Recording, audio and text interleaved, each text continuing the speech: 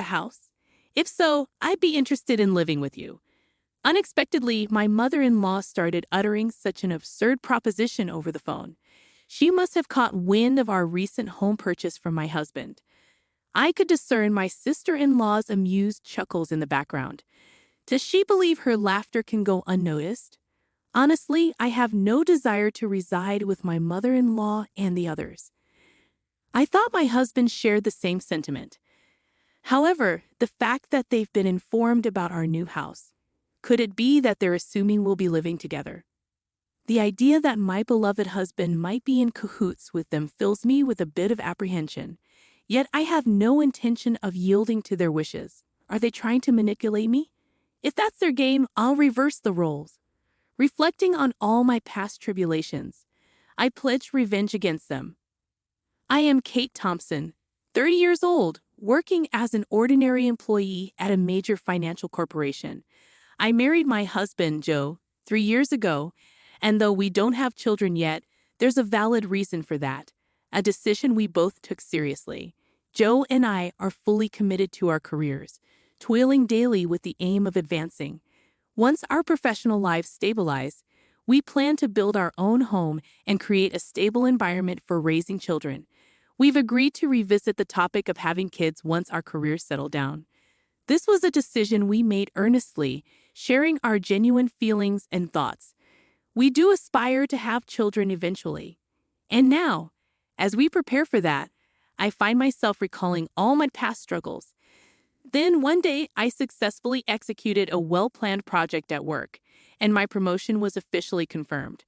While my salary was already sufficient, the promotion brought even more comfort to our lives. On the other hand, Joe, although not promoted, received a substantial salary increase due to his years of service. With both our incomes on the rise, I felt it was time to turn our long-held dream into reality. So, Joe, I want to talk to you. Over the past year, both of us have had stable incomes. I think it might be time to consider getting our own home. What do you think? Oh, is it time already? From his excited voice, I could tell Joe was thrilled. Actually, I've been thinking about it too. But since I haven't been promoted yet, I felt a bit hesitant to bring it up. Don't worry about that. It's not like only one of us needs to earn money. I was thinking it might be okay to build our home in my name. Really, well, you do earn more now. If you're okay with it, let's build our home in your name. All right, let's proceed with that. Let's go see some model houses on our next day off. Sounds great. Let's go. We shouldn't miss this opportunity. I really feel grateful for choosing Joe. At times like this, as we share the same values. The following week, we made an appointment to view model homes. As planned, we looked at various types of houses, expanding our vision for our own home. On weekends, we began creating simple floor plans together, researching online. During the recent visit to a construction company, they suggested that instead of leaving everything to them, it's better if we create our own image for a more satisfying home. So Joe and I started building that image. However, neither of us has much knowledge of architecture or design. Even with research, it takes time to put it into practice. While taking breaks, we continued working, and then the doorbell rang. I thought it was a delivery, but when I opened the door, my mother-in-law was standing there unexpectedly. Mother, what brings you here so suddenly like this? My mother-in-law sometimes visits our place without notice. She glared at me and, without a word, took off her shoes and went into the house on her own. I'm here, Joe. Surprised by his mother's call, Joe showed a startled reaction. Did you have some business around here? To Joe's question, his mother looked a bit perplexed. Yes, I told Kate about it over the phone a little while ago, but it seems Joe didn't know. I see, maybe Kate forgot to tell me. Seems like it. Kate, even though she's still young, has a terrible memory. That's not true, Mom. It's not forgetfulness. Kate is incredibly busy with work, and at the same time, she takes care of the household. Her mind is always full of things to do. You're such a kind boy, Joe. If your late father were here, he definitely wouldn't have forgiven that.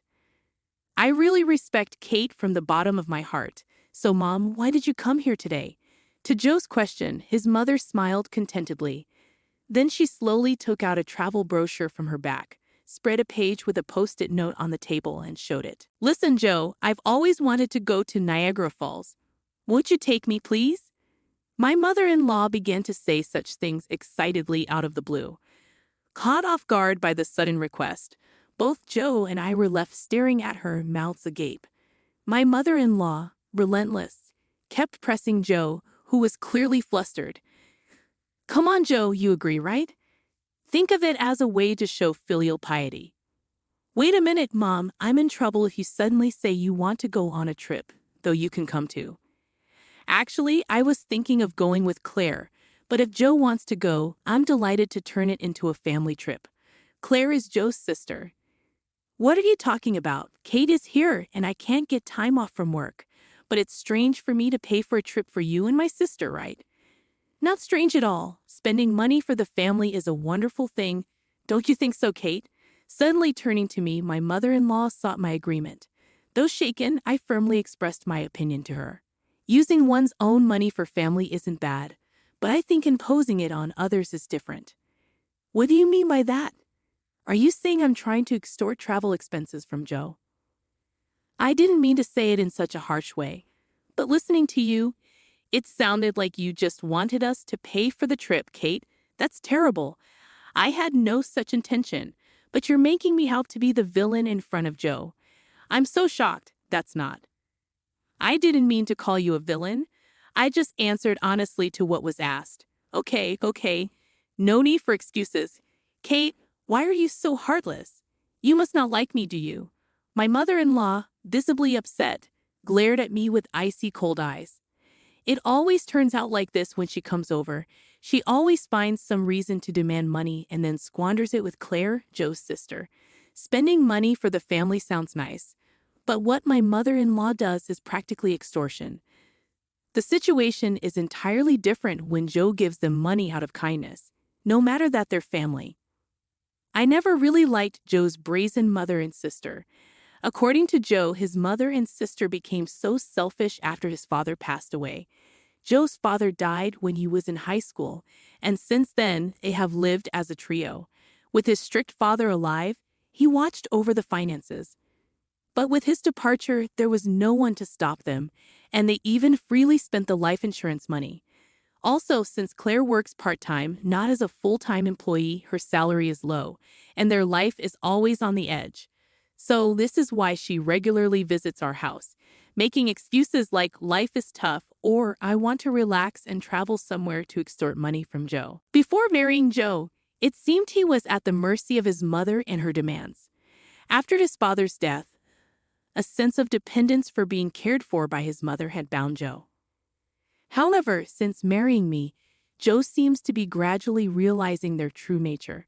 Even when repeatedly asked for money recently, he's been trying hard to refuse. For Joe, that's quite a growth. Moreover, he has recently become able to speak back firmly to his mother. To my mother-in-law's spiteful words like, "You don't like me, do you?" Or "Why should I, for such an uncharming daughter-in-law?" Joe responded clearly, "Just because you're my mother doesn't mean you can speak badly of Kate. Didn't Kate just answer what you asked her?" "Mom, you're taking Kate's side." "What are you talking about? I think you're in the wrong here, Mom. That's so unfair. Surely, Kate must have poisoned your mind against me. Poor thing, you were such a kind child before. We got married. I'm telling you, that's not it. I'm saying this because I think so." Joe's firm response surprised my mother-in-law, who was not used to being talked back to like that. With a frustrated look, biting her lower lip, she said, "Fine," and left. "Kate, I'm sorry I always make you feel uncomfortable." "No, it's okay. You stood up for us this time. Once we build our own home, we'll be further away. Let's not interact with Mom and them then." "Yeah, that would be a relief if you're okay with it, Joe." I'm grateful the place we are considering for our new home is quite far from our current apartment, improving the convenience to both of our workplaces. Our current apartment is about 5 train stations away from Joe's parental home, but the new house will be 3 times farther and require transfers. The route from the station is also complex, so if we don't give them the address, they won't be able to find our new home. It's a good chance to cleanly break off our relationship with my mother-in-law. Later, we submitted our imagined floor plan to the construction company, and the construction started 2 months later. After about half a year, our $500,000 dream home was completed.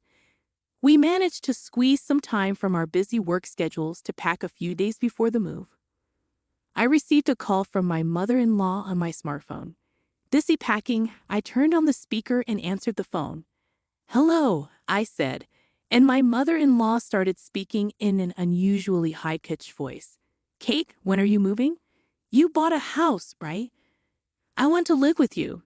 Suddenly, on the phone, my mother-in-law began to say such an outrageous thing. She must have heard about our new home purchase from Joe. I could hear Claire, my sister-in-law, chuckling in the background. "That's great. We can make Kate work for us every day, Mom. You came up with a good idea." Do they think their words aren't reaching me? It's clear they plan to piggyback on our move. I imagine them planning to use me for an easy life. Honestly, I have no intention of living with them. I thought Joe felt the same. But telling them about the new house, could it be that they're assuming we'll live together? The thought that my beloved Joe might be in league with them fills me with a bit of fear, but I have no intention of letting them have their way. They're probably trying to use me, right? If that's the case, I'll turn it around and use them. I told them the day of our move. Then my mother-in-law and Claire said, "We'll come to the apartment in the afternoon on that day. Take us with you in the car and arrange the movers for us too." They hung up after making their demands. But of course, I have no intention of complying. For now, I'll check the facts with Joe. As I was about to go and tell Joe this, he was already standing behind me. "Joe, you were there. I came to say we should take a break. But was that Mom on the phone just now?" "Ah, yes. I was going to talk to you about it too. Why did you tell your mother about our new home?" "It's not like that. Actually, when Mom came over last time, she seems to have seen the floor plan of our new house. She kept pestering me about it every day, so I just..." "Kate, I'm really sorry." "I see. So you don't intend to live with your mother, right?" "Of course not. After hearing that phone call, I'm even thinking it's better to cut ties with her." Joe's expression was filled with more anger than ever. It was the first time I had seen him this angry. From what Joe told me, my mother-in-law had seen the layout of our new home and was convinced it was a spacious house. She had pretended to be interested and called Joe repeatedly, asking him about the number of rooms and details of the facilities. But it seems that Joe is on my side, which relieved me. Then there's no problem at all. This made me determined to get my revenge on my mother-in-law. I've had enough of her saying whatever she wants, but it's goodbye to that now. I'll make sure to settle this properly. And so the day of the move arrived. Joe and I had the movers transport our things in the morning and headed to our new home in our car. By the time we finished moving everything, it was already past 1:00 p.m. Checking our phones while taking a break, we saw dozens of missed calls from my mother-in-law. "She called me too," Joe said, sounding weary. Then my mother-in-law called again. I answered the phone with the speaker still on. "Hello? Hello, Kate, where are you?" "I told you I'd be at the apartment in the afternoon, didn't I?" Yes, you did say that. So what can I do for you?" "What do you mean you didn't arrange for the movers?" "I've been waiting at home, and not a single truck has shown up, so I had to go to your apartment myself." "Is that so? Well, that's too bad. You know I didn't arrange for any movers." "What? That's not the agreement. Where is your new house?" Clearly dumbfounded, my mother-in-law probably thought that as long as Joe was there, she could always have her way. But Joe is different now. He's my precious Ellie. Determined to cut off the bad ties with his family, I spoke firmly. "Just to let you know, neither Joe nor I have any intention of living with the two of you from now on. Please don't involve yourselves in our lives." "What are you saying? Your opinion doesn't matter. It's up to Joe to decide." "At least tell me where the new house is right now." "Huh? How are you going to get here without even knowing the address?" "This house is in my name. I have the right to decide who lives here. If you two just barge in, it's trespassing, and I'll sue you right away." "What? Trespassing? How rude to say that about your husband's family." At that point, Joe spoke up in a deathly cold voice. Family? My father, who was a family member, is already gone, isn't he? What are you saying, Joe? After hearing that last phone call, I'm utterly fed up with you two. Just having a blood relation with you is embarrassing. From now on, my family is only Dav and Kate. I no longer consider you two as my family. Wait, Joe, don't say such things. Don't bother us again, got it? With that, Joe hung up without waiting for her reply. He swiftly set his phone to block her calls. Hey, Joe, are you really okay with this? I asked. Yeah, I finally realized that Mom was just using me to her advantage. I feel completely relieved now, Joe said, looking truly refreshed, sincerely believing what he said. That's how we, as a couple, managed to cut off the bad ties with my mother-in-law and sister. Afterwards, they had to change their lifestyle drastically as Joe stopped supporting them completely. Without any contact with Joe, they lost their fallback option. Later on, my sister-in-law's part-time income wasn't enough, and my mother-in-law had to start working part-time as well. Being a housewife for so long, she wasn't used to the working environment and was clumsy, often being disliked at her workplace. Meanwhile, we live a peaceful life in our new home with no sudden visits from my mother-in-law anymore. We are truly stress-free. I'm endlessly grateful to Joe for believing in me and cutting ties with his toxic blood relatives. We might face various challenges in the future, but even then, I trust Joe, and we will support each other and walk through life together.